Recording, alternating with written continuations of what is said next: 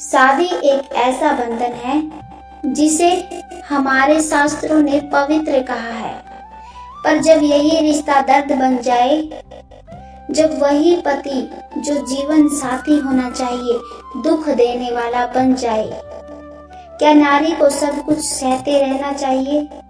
क्या यही उसका धर्म है? आज हम इस प्रश्न का उत्तर गरुड़ पुराण और भगवत गीता के आलोक में खोजेंगे। शायद आज यह वीडियो किसी एक नारी का जीवन बदल दे, इसलिए अंत तक सुनिए। हो सकता है ये आपके लिए हो। क्यों नारी सबसे अधिक सहती है? हमारे समाज में नारी को त्याग, सहनशीलता और क्षमा की मूर्ति कहा गया, पर जब पति प्रताड़ित करे, मानसिक रूप से, शारीरिक रूप से या अपमान से, तो क्या शास्त्र भी यही कहते हैं कि वह सब कुछ चुपचाप सहती रहे? गरुड़ पुराण में स्पष्ट लिखा है, नारी यदि अधर्मी, निर्दयी और अत्याचारी पुरुष के अधीन है तो उसके लिए शरण का द्वार खुला है। वह सत्संग, भक्ति और स्वधर्म के मार्ग से अपने जीवन को नया रंग दे सकती है। मतलब कोई भी स्त्री केवल इस डर से कि पति नाराज हो जाएगा, अत्याचार सहन करने के लिए बाध्य नहीं है। शास्त्र उसे आत्मरक्षा, आत्मसम्मान और धर्म के मार्ग पर चलने की अनुमति देते हैं। यह बात नारी को समझनी होगी। सहनशीलता अलग है, कायरता अलग। गरुड़ पुराण क्या कहता है ऐसे पति के बारे में? गरुड़ पुराण अध्याय 11 से 12 में साफ बताया गया है, जो पुरुष नारी का अपमान करता है उसे अगले जन्म में दर्दनाक जीवन मिलता है। ऐसा पुरुष या तो पशु योनि पाता है या दरिद्र, रोगी और तिरस्कृत जन्म लेता है। यदि वह पत्नी को मारता पीटता है तो नरक में उसे तामिस व रोरव जैसे भीषण नरकों में भेजा जाता है। भगवान विष्णु ने स्वयं कहा है, जो स्त्री की आत्मा को कुचलता है वह यमलोक में भी चैन नहीं पाता। मतलब स्त्री का अपमान करने वाला पुरुष इस जन्म में सुखी हो भी जाए, अगले जन्म में उसे घोर दंड मिलता है। दुख सहना धर्म है या अधर्म? अब बड़ा प्रश्न, क्या दुख सहना भी स्त्री का धर्म है? गरुड़ पुराण और गीता दोनों कहते हैं, कदापि नहीं। पत्नी का पहला धर्म है धर्म का पालन करना, आत्मसम्मान की रक्षा करना।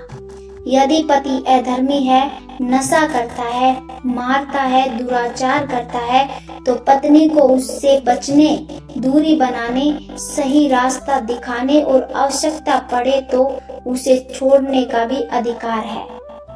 भगवत गीता अध्याय 16 में श्री कृष्ण कहते हैं, जो अधर्मी है, जो दूसरों को दुख देते हैं, वे मेरे नहीं हैं।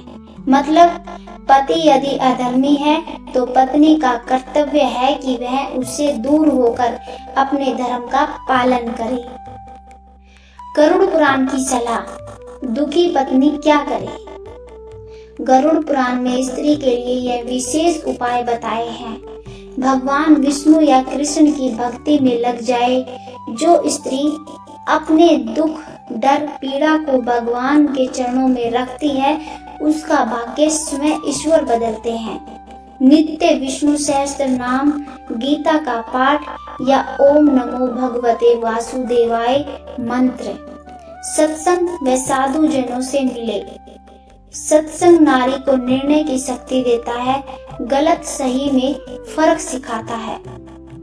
पवित्र स्थानों की यात्रा, बद्रीनाथ, हरिद्वार, वृंदावन, मथुरा जैसे स्थानों पर जाना चाहिए, वहाँ मानसिक शांति मिलती है।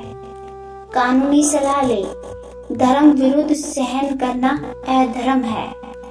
गरुड़ पुराण में धर्म की रक्षा सर्वोच्च कर्तव्य बताया गया है।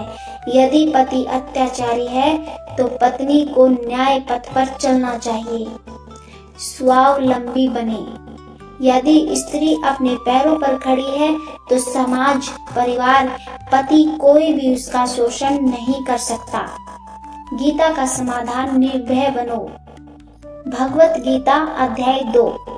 न आत्मा मरती है न आत्मा दुखी होती है, जो आत्मा को जानता है वह निर्भय हो जाता है।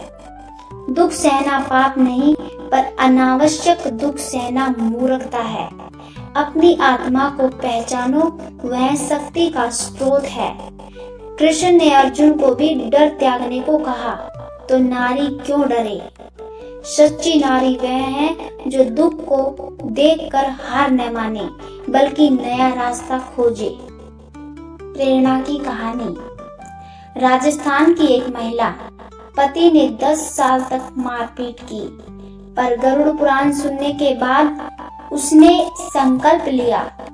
रोज विष्णु सहस्त्र नाम पढ़ने लगी, सत्संग में गई, स्वयं काम करना सीखा। पति ने जब सुधरने से इनकार किया, उसने न्याय का रास्ता चुना।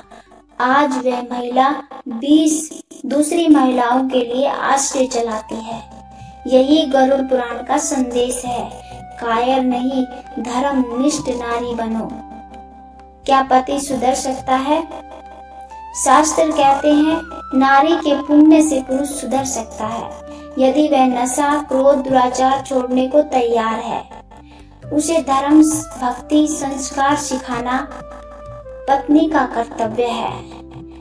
पर यदि वह माने ही नहीं, तो नारी का जीवन नष्ट करना उसका धर्म नहीं।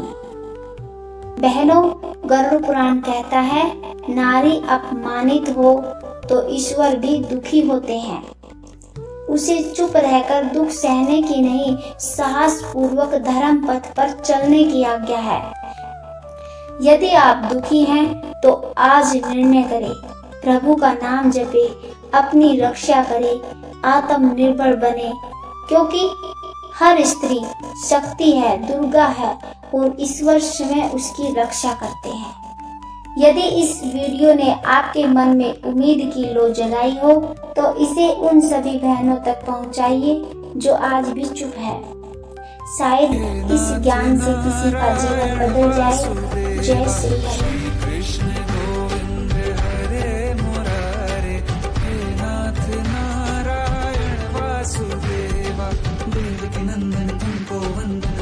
सबकी लाज, सबके स्वामी अंतर्यामी पूर्ण कीजिए।